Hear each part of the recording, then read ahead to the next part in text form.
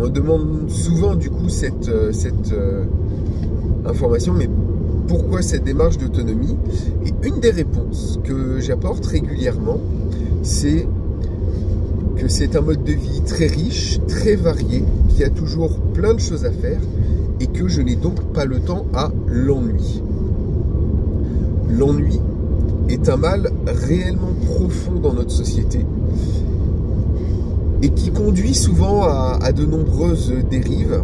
Lorsqu'on s'ennuie et qu'on a envie de tuer le temps, comme on dit, on se réfugie dans les réseaux sociaux, on se réfugie dans certains excès, qu'ils soient vidéoludiques, qu'ils soient télévisés, qu'ils soient des produits d'addiction, la fête. L'autonomie, c'est un peu comme une drogue. Ça devient un mode de vie, une habitude, un quotidien. Mais un quotidien utile, un mode de vie qui fait du bien au corps, à l'esprit et au porte-monnaie.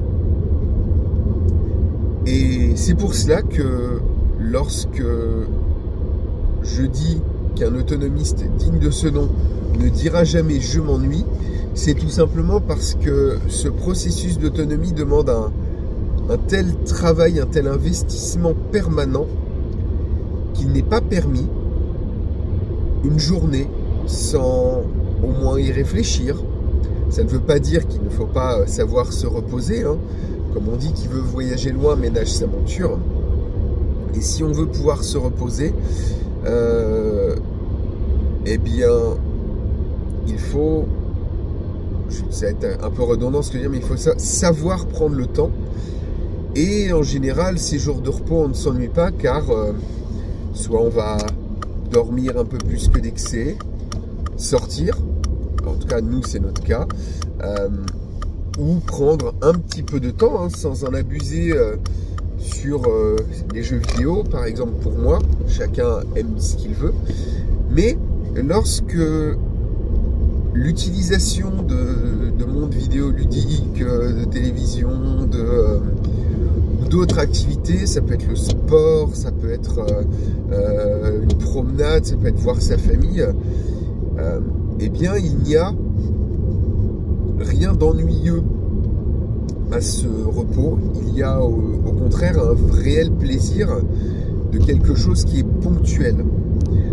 Lorsque j'étais addict aux jeux vidéo, je peux le dire voilà assez ouvertement, à une époque j'y ai passé beaucoup de temps, beaucoup trop sûrement, même si je le regrette absolument pas. J'ai passé des super moments, rencontré des personnes super, j'avais souvent des copains à la maison, quasiment tous les jours, on jouait ensemble, mais au bout d'un moment, malgré un jeu auquel je jouais, à savoir World of Warcraft pour ceux qui connaissent, auquel je joue toujours de manière ponctuelle, à force d'y jouer longtemps, même cette distraction devenait ennuyeuse, lassante, répétitive. Ce qui n'est absolument pas le cas pour la démarche d'autonomie qui, elle, est riche de nombreuses activités, de découverte de nouvelles compétences, n'est absolument pas quelque chose de répétitif.